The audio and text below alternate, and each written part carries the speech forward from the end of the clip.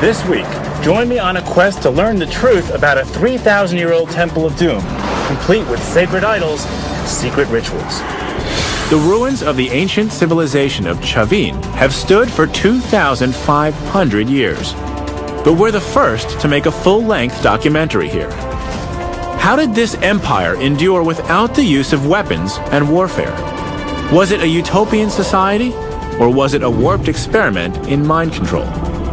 My search for answers will take me through secret tunnels, deep within the Amazon jungle, and into the hallucinogenic rituals of a modern-day shaman. And one other thing, there really is a Temple of Doom. We're digging for the truth, and we're going to extremes to do it. It's kind of eerie.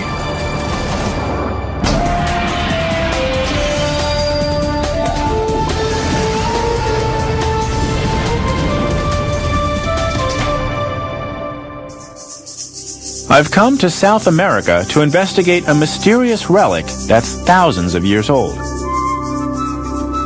Some think it holds the key to understanding a mysterious underground temple and its bizarre, mind-warping cult. They were a crucial part of one of the most unusual civilizations in history. Hi, I'm Josh Bernstein, and I'm on a quest to explore what might be a real-life Temple of Doom. My journey begins here in Lima, Peru. I've come here to see an ancient, sacred idol, perhaps the most important artifact in a country rich with archaeological treasures. It's called the Teo Obelisk. The centerpiece of the National Museum of Archaeology, the obelisk is a huge granite sculpture with images woven together like a tapestry. Professor Guillermo Koch, a leading expert on Peru's archaeological past, explains the crucial role the relic played in the ancient civilization of Chavin. It contains the main elements that were the basis of the Chavin ideology, the Chavin religion. Is this obelisk considered a god? Is this the reason that it's sacred, that people of Chavin would actually pray to? It may have well been. Some people believe that this was a sort of god and that they came and pray and make offerings to them. It's a very important piece in the Chavin culture. The first great Peruvian archaeologist, Julio C. Teo, discovered the artifact in the ruins of a massive temple complex 250 miles north of Lima. He called the civilization Chavin after the nearby town Chavin de Huantar. Reigning from 1000 to 200 BC, Chavin is one of the oldest and most mysterious cultures in Peru. The obelisk sat in the exact center of the circular plaza, at the heart of the complex, a position of supreme religious significance. Teo thought it contained the key to solving the mysteries of Chavin and what went on there. The principal image on the obelisk is a caiman, a South American relative of the alligator. Engraved within the caiman are many snakes, and a feline figure that's thought to be a jaguar. And plants, manioc, peanuts, and chili peppers.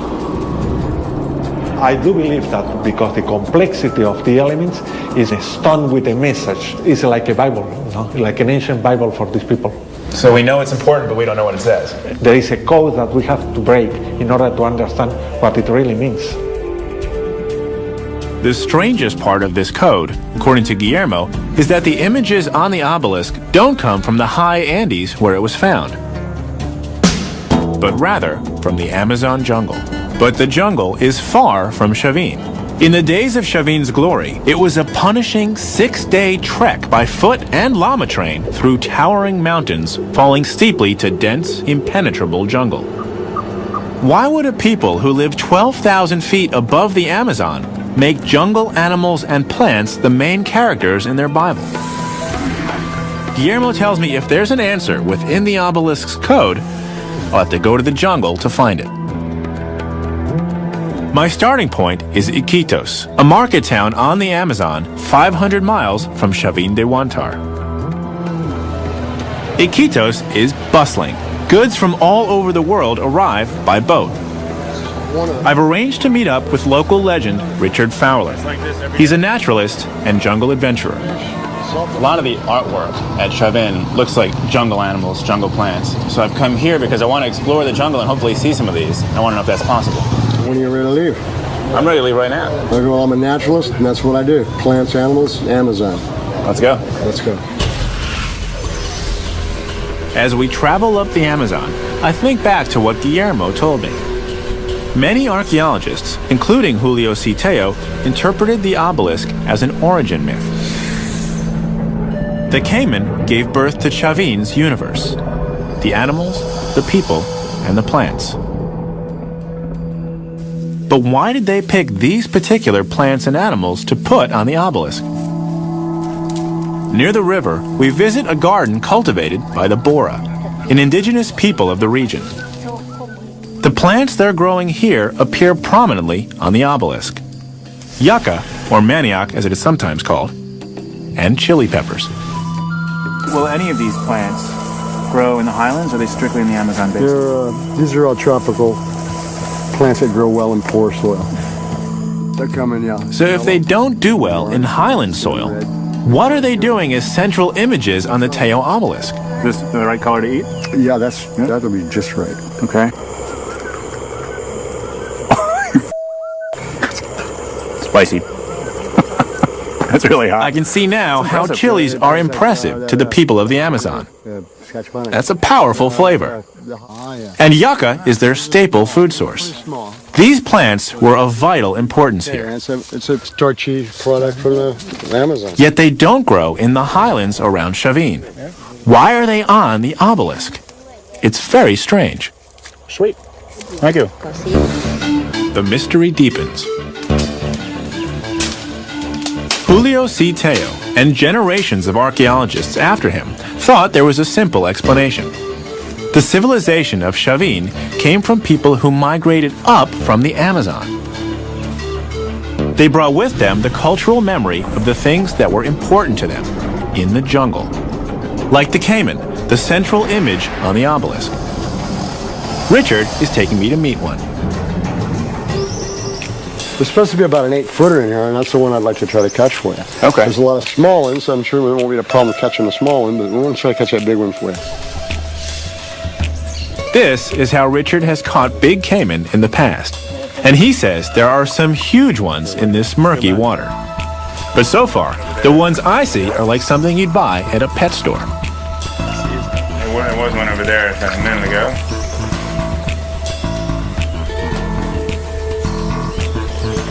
Looks like a muddy exercise in futility to me. This takes sensitivity.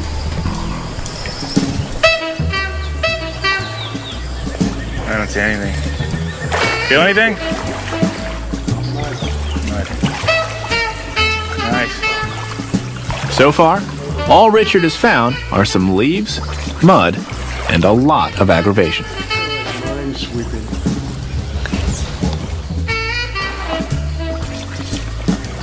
They're elusive creatures,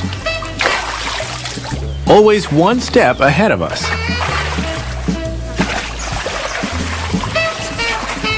And then he gets one.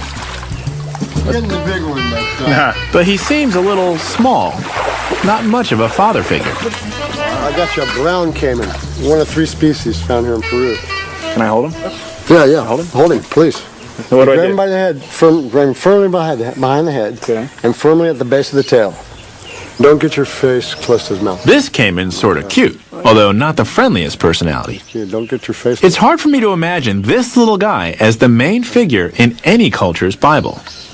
But Richard assures me that his brothers and sisters can be a lot larger and more dangerous. In the Amazon and in almost all tropical areas where crocodiles are found, they're a powerful animal symbol. Like danger, they mean aggressiveness, they mean strength, and people are afraid of them. Why would they be afraid of him, though? Were they killing and eating people? They've seen them grab other animals, and they're afraid it's going to get bigger and eat them up. And this is a small one. So this is a baby. Baby. He was only about 2.5 years old. So one that was 9 feet, and some of them you said get 18 feet. Well, the black cayman gets Black up to cayman. 18 foot. They have a very powerful force on them, and of course, some of the animals that you're looking for are these power symbols, power plants, power symbols, power animals. Okay, so I would imagine that an 18-foot black caiman would be a scary sight. Richard takes me deeper into the jungle in search of other power animals. It grows thicker and more impenetrable. Hey Josh, check this out. Then, Richard surprises me. This is definitely a power animal, a symbol worthy of immense respect. Anaconda, articulated pipe. The anaconda is the biggest snake in the world, up to 28 feet long and 3 feet around. This one's a 15-footer and very heavy. They bite, heavy. Aggressive? They're defensive. Defensively. Defensive, yeah. You get one in close quarters, they bite, they just strike at you. And then in terms of, again, local fear, would this have been hunting people? Is there a reason why they'd fear the anaconda? Yeah, they'd fear it because it gets bigger, and there are actual accounts of them eating people, like small children and small women. So again, going back to the time of Chavin, any jungle dweller would have feared an anaconda. Sure. It's one of the greatest symbolic animals here. The whole legend of the Amazon is like the Amazon is one big anaconda and all the little tributaries are baby anacondas. Now I see what Richard means by power animals. A really big snake makes a powerful symbol, strong enough to stand in for the life-giving Amazon, the biggest river in the world. The snake must have held some equally powerful meaning for the people of Chavin to have such a place of honor on the obelisk. Julio C. Teo thought the jungle images proved that people moved up from the Amazon and created Chavin. But Richard tells me of another competing theory, that it wasn't the people who moved, but the ideas. The jungle symbols were so powerful and exotic, they were adopted by a people to whom they were completely alien. To find out the truth about Chavin's origins, I know where I've got to go next. Chavin de Huantar itself. I'm trying to discover what made the mysterious Chavin Empire tick. I traced the origins of images on a sacred relic to the Amazon. And now I'm in the northern Andes Mountains, approaching the town of Chavin de Huantar. It's seldom visited because of its isolation. Over 100 miles up steep winding roads from the coast to the west. And to the east, it's hemmed in by some of the highest mountains in the Andes, many over 20,000 feet high. Here in Chavin de Huantar, the influence of the people's Incan ancestors is still apparent. They speak the old language, Quechua, and practice traditional agriculture. But it's still very different from the jungle world I've just visited in search of the images on the Teo obelisk. From the town, it's a short walk to the site. The 2,500-year-old ruins are beautiful. Centered around a sprawling temple made of massive stone blocks. It rises 53 feet high and looks down on 15 acres of sweeping plazas. To explore Chavin, I've arranged to meet Dr. Rosa Rick, co-director of the Stanford University project here. All over the site, we see the images from the jungle. Jaguars and snakes. What are they doing up here in the highlands? But the connection between the Amazon and Chavin is just one of many mysteries that surround this ancient civilization. Chavin is complex and impressive, but I notice a strange absence. Rosa, I'm amazed at the beauty and the power, I mean the wealth that was put into Chavin. Everything here, and yet what I don't see are fortifications. Did they have any here? No. Did they have a military? No. So how is it that they're able to protect all of these assets if they didn't have a military? That's a very good question. After years of excavation and research, the story is beginning to emerge, and it has to do with the special nature of Chavin itself. Chavin was a major ceremonial center. This is where population from all around the Andean area will converge. And how far would people travel to come here? Hundreds of kilometers to get here. So this was a major pilgrimage site the way Jerusalem or Mecca may be. That's right. It's a religious center. But what brought pilgrims to this inaccessible valley high in the mountains? Archaeologists speculate it was hypnotic mass rituals on the main plaza, with hundreds, maybe thousands of worshippers. The staging of the rituals was like a multimedia event. The priests had thought of every way to impress and amaze their followers. Traded from hundreds of miles away, special conch shells were blown like trumpets, and their music reverberated off the walls of the temple. 5 years ago, the Stanford team found 20 of these instruments, beautifully decorated with carvings. But the power of the ceremonies came from more than just music and dance. Rosa takes me to the circular plaza at the top of the complex to explain a brilliant special effect created by the priests. According to Rosa, they harnessed a nearby river and diverted its water into canals throughout Chavin. This canal comes from up underneath the steps. It keeps flowing and it opens up to a series of canals that will go all to the ceremonial center. It's like a big speaker, loud sounds coming through this. Wow, so sounds everywhere. Roaring sounds.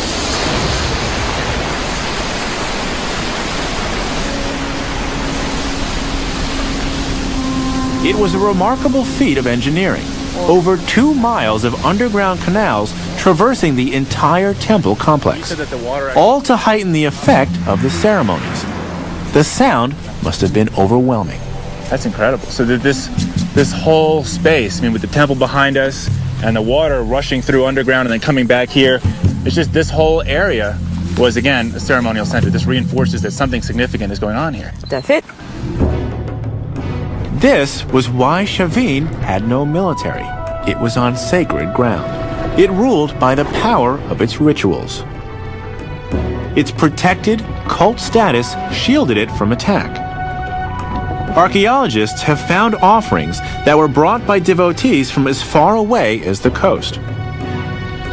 The accumulated wealth supported a huge settlement for its time and place.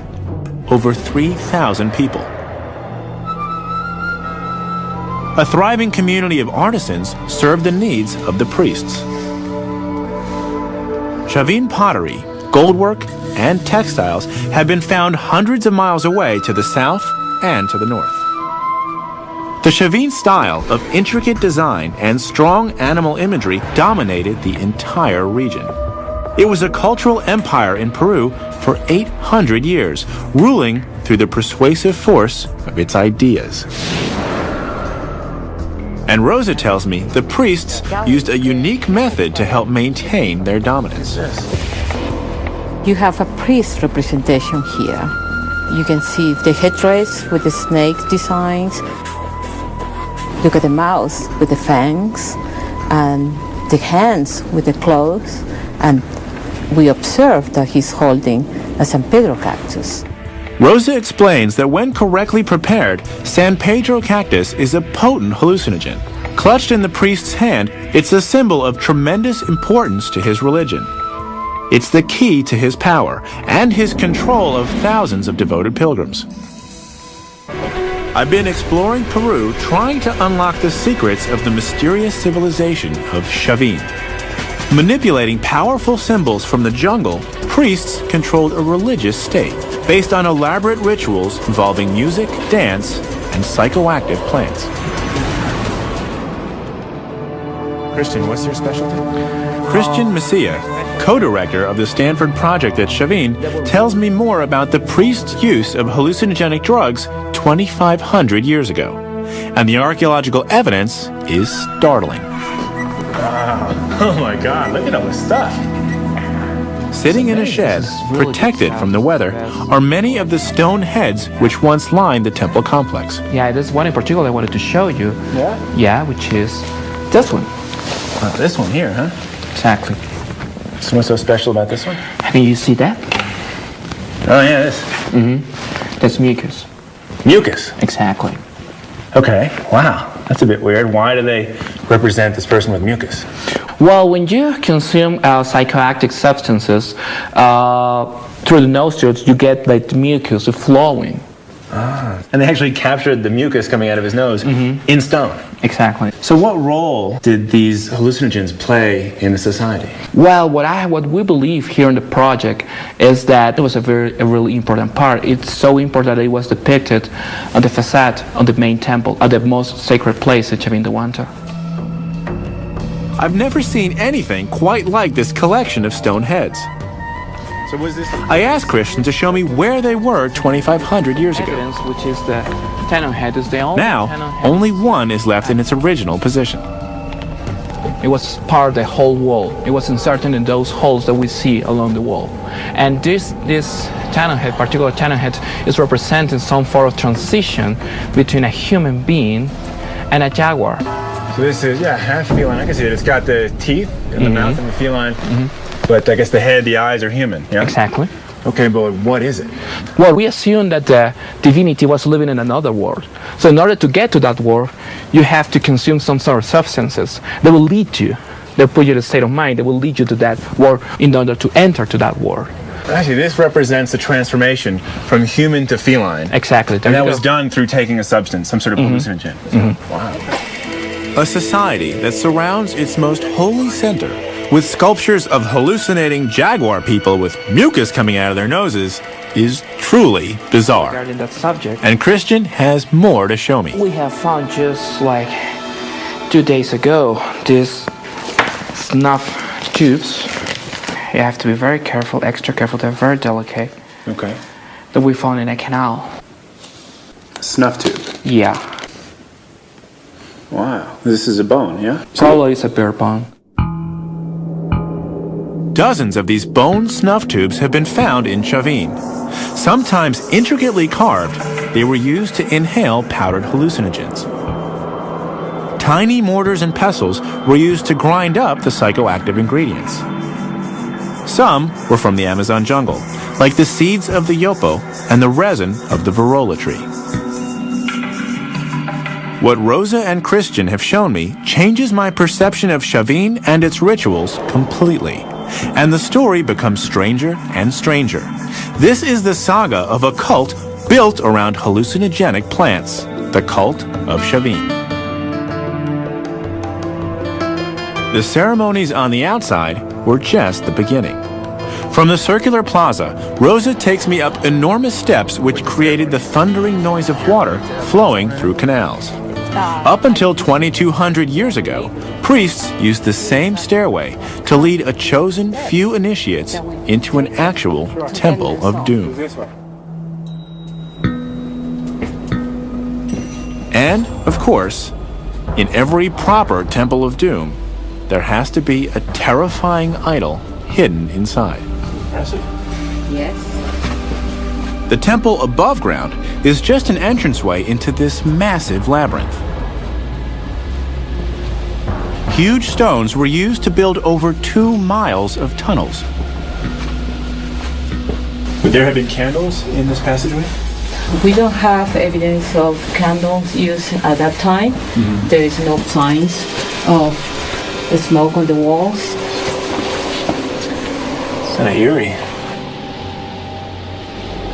I'm surprised by what Rosa just told me. I've been in tunnels like this in Mexico and in Egypt. But there was almost always evidence of the use of fire to light the way. How did they see where they were going without torches? They would have been in complete darkness. So is there any sense of what was going on in rooms like this or down here in the corridors? This may have been to bring some of these initiated people and to break them down. So more of like the cult of Chavin. The initiates were down here in the darkness, being reprogrammed by the priest? That's right. For Rosa, it's a classic psychological technique. Disorient people in order to brainwash them and to prepare them for what they were about to see. Wow. And there it is.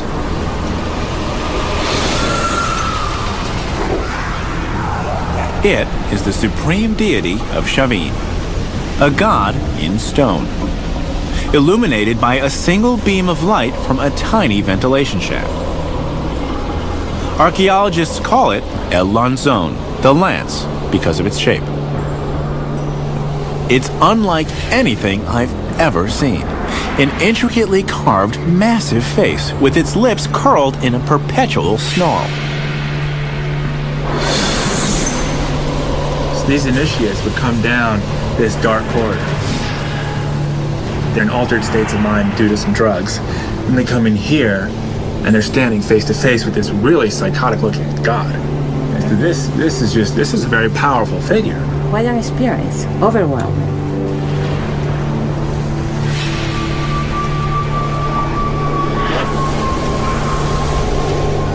It must have been a psychedelic blur of fear and awe. In the dark, the sound of water rushing past through acoustic canals would have added an element of heart-pumping dread.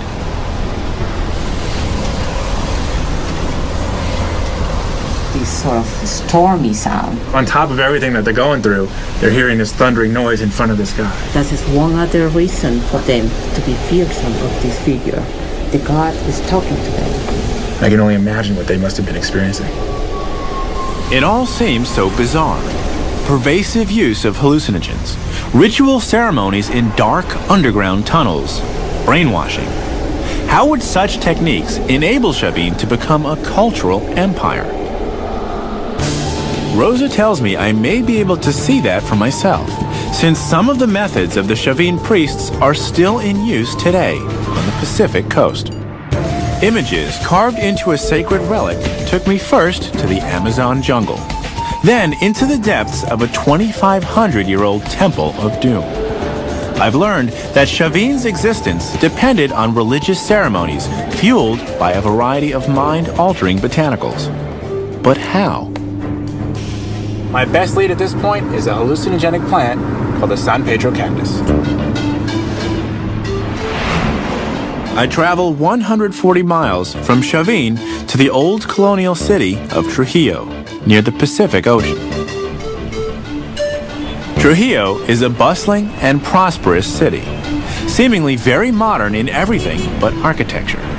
But could it be possible that religious traditions, which began in Chavin 2,500 years ago, still flourish here today? In the city square, I meet Doug Sharon from the University of California, Berkeley. Ready? We can go meet a curandera in the market. Doug is taking me to meet Julia Calderon. She's a curandera, a modern shaman. Some people know them as folk healers. Julia's father was a famous curandero, and she carries on the family tradition. She leads us into the main market of Trujillo, where people buy vegetables, clothes, electronic gear, and practically anything else. We come to a stand that specializes in goods for curanderos, like San Pedro cactus. But buying San Pedro is not simple. It's like a fine wine. It must be mature and come from a good region. So is this a good one? Or This is a good one, yeah. One with the scar tissue is one of the best ones because it's mature. Because it's firm. We end up with 4 cactus buds, but that's just the beginning. We also need perfume, lots of it, and special, strong tobacco. From the jungle. Yeah, it's good, strong stuff to take that. Muy bien, vamos, yeah. Adelante, comadre.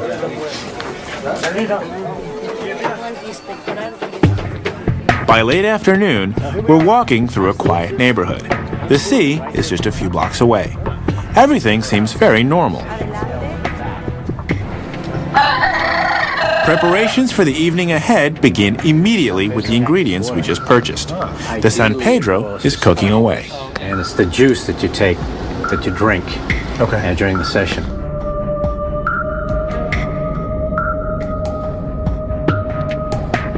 Julia sets up her mesa, a table which contains everything she'll need for the ceremony. Images of Jesus are next to ancient healers. There's tobacco mixed with water, perfume, corn flour, and healing staffs, each with a special power to cure a particular ailment. And a magic circle with a 6-pointed star inside it, where the patient stands while being healed. This man believes he's been cursed. It upsets his balance, and he has difficulty staying upright and focused. the ceremony always takes place at night.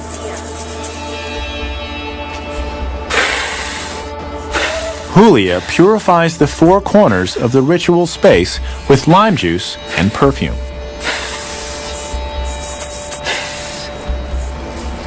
After cleansing the patient, she invokes the staffs, searching for the proper one. Then, it's time to drink the San Pedro. It's part of a group experience dedicated to healing. First, Julia. Then, her assistant. The patients,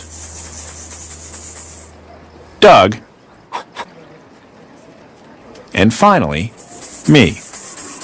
It tastes like a bitter, earthy tea. Why the glass 3 times around the head? I have no idea. But when in Peru, the San Pedro is meant to open the patient up to what's hidden inside, and to allow Julia to understand what's causing his problems. With the San Pedro taking effect, Julia goes into a trance, and she sees a plot to bewitch her patient. Es a una mujer. She sees a woman. She sees a woman who combs her hair to the left.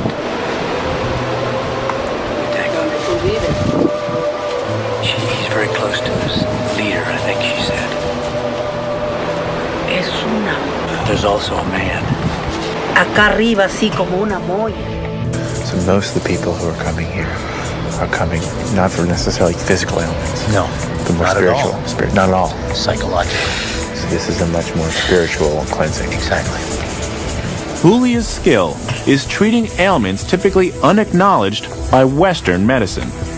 Curses, charms, and negative energies. Julia has given the patient the proper staff to help restore his power and his balance in the world. She then prescribes a treatment. Be very careful. Don't accept food from anybody. It's all for vengeance. They did this to them. That's a very common type of curse here in the north.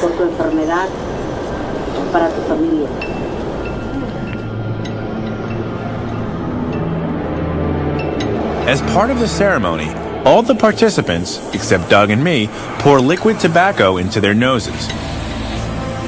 It reminds me of the startling jaguar heads I saw in Chavin, the ones with mucus running out of their noses.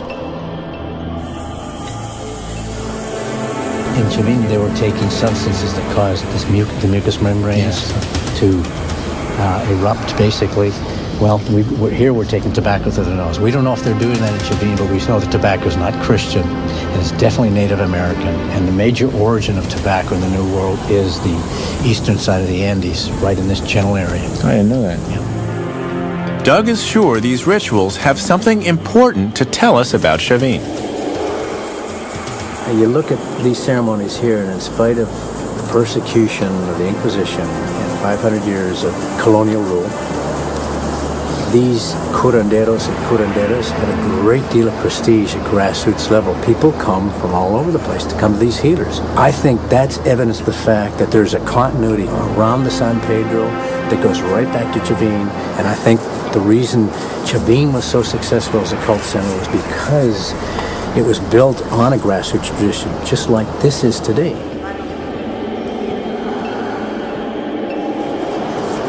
Building on that very powerful grassroots tradition, they were able to then build a political superstructure on top of that. And that's a big part of what Chavin is all about. And a large part of that has to do with the San Pedro cactus. Huh? Right.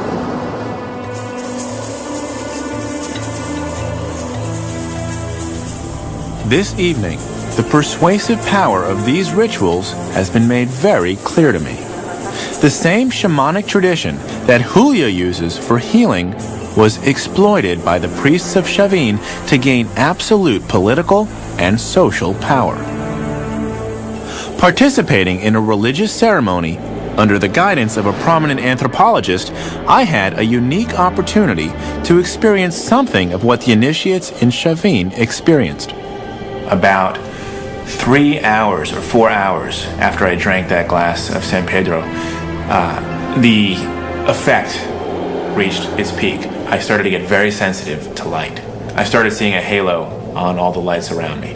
And I was here back in my room, and I thought, well, what would it have been like for these people at Chavin to be feeling this way in the darkness?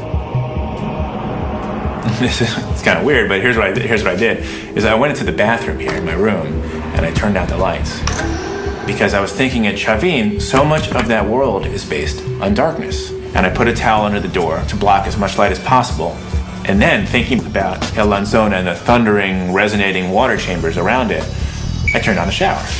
And so now I had this water hitting the tub, making this noise, complete darkness. I could see, because my pupils were so dilated, I could see everything. I mean, everything in this room, despite there being almost no light. And it made me realize that relative to Chavin, their world of darkness was not one where they couldn't see. Under the effects of San Pedro, that whole underground world became visible. You could see everything. Now, I finally understand how the priests of Chavin could have an elaborate world of ritual in the dark. In 500 BC, the power of these mysterious, hallucinatory ceremonies was strong enough to control a spiritual empire without the use of a military. I've been decoding the symbols on a sacred relic to understand how the ancient Andean civilization of Chavin flourished for 800 years, without a military, without city walls. In Chavin, I learned how the ruling priests conducted elaborate rituals, fueled by hallucinogenic drugs to control an entire culture. I participated in a modern-day version of one of these ancient ceremonies and came away with a deeper understanding of the priest's power. But was Chavin's systematic use of mind control unique? To answer this question, I'm traveling 230 miles south to the little-known site of Corral in the Supe Valley. I meet up again with Guillermo Koch, who explains that Corral was discovered in 1905 when an archaeologist noticed huge mounds in the desert. Like Chavin, Corral has a circular plaza, but much, much larger. Corral is also a great deal older than Chavin. What's really exciting to think about is that at the time of the Great Pyramids of Egypt, this city was thriving. And what has archaeologists really excited is that it carbon dates to 2600 BC, 1600 years before Chavin. Corral is like Chavin in many ways. Like Chavin, this vast complex was an important ceremonial center. Corral appears to have no fortifications. Archaeologists have also discovered snuff tubes, clear signs of ritual use of hallucinogens, like that at Chavin. These similarities suggest that a culture like Corral might have spread to Chavin. But there's one big difference. Unlike Chavin, which is high in the mountains, the sea is only 1 day's walk from Corral. That gave Corral an economic resource that Chavin lacked: fish. During the time of Corral, the Pacific Ocean here was teeming with fish. The Humboldt Current coming up from the bottom made these waters frigid and rich. This coastline has some of the greatest fishing in the world. The bountiful ocean, combined with improved fishing techniques like these reed boats, triggered a population boom. It led to the development of complex societies like Corral. These boats may be the technological innovation that fueled the rise of Peruvian civilization. It's going to be my paddle. It's amazing that fishermen today still use the same techniques. I'm going to try it out myself. Tell ya, Pacific Ocean, wintertime, cold water. The boats are kind of like big kayaks, very maneuverable. Today, we're going out just to play around a bit, but the working fisherman would place his catch in the back of the boat and spend all day out on the water.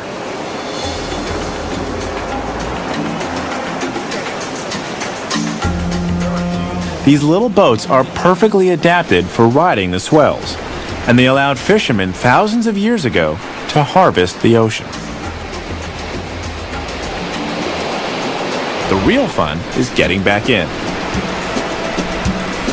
Instead of just going over a wave, you have to ride it. We had a great time. Gracias.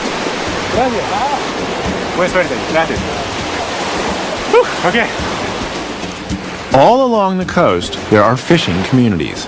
And all along the coast, archaeologists are finding the ruins of civilizations like Caral that exploited the sea. From these roots, the origin of Chavin and all Andean civilization is becoming more clear.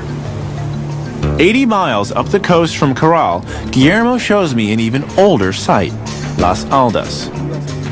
Here too, I can see similarities with Chavin. Okay, and this is the circular plaza which I've seen in other sites. Exactly, and this is a very complex one. And it looks fairly unexcavated. Yeah, it has been barely excavated some 40 years ago. So they've made some sample cuts and that's it? Exactly. Okay. Is there evidence of a connection between Chavin and Las Aldas? Was there use of hallucinogens? Did crowds gather at the circular plaza here for mass rituals? The simple answer is, we don't know yet. This is from fires over here? It's from cooking. Is the cooking area? Thousands of years of cooking. Thing's just waiting to be explored as an archaeologist. Doesn't that make you crazy? It makes my mouth watering. No? There's still so much to uncover here. Who knows what secrets lie buried under the sand? Finally, we get to the top of the temple complex. On one side, a sheer cliff drops hundreds of feet to the ocean. And on the other, the massive building extends into the desert for almost half a mile. To create a structure like this required a sophisticated civilization. Guillermo tells me that the picture which is beginning to emerge ties these ruins closely to Chavin. And this corroborates the new hypothesis, the new ideas about the origin of Chavin. Remember that Tello thought that Chavin was the birthplace of Andean civilization and that the origin was in the jungle. Civilization came from the jungle into the highlands. Today, the hypotheses are completely different. We think that Andean civilization grew from the sea. So because they had the food source here on the coast, this allowed the civilization to grow to the point where it could do and build this, basically. The great richness of the Peruvian Sea. And that civilization moved from the coast into the highlands. From these Pacific settlements, fueled by a unique maritime economy, civilization spread inland, eventually reaching Chavin. But one question still remains. Did Chavin import its techniques of mind control from Las Aldas and Caral, or were they developed in the mountains? We don't know for sure. The answers may still lie within the pyramids of Caral, under the sands of Las Aldas, or maybe even hidden in the code of Chavin's mysterious obelisk.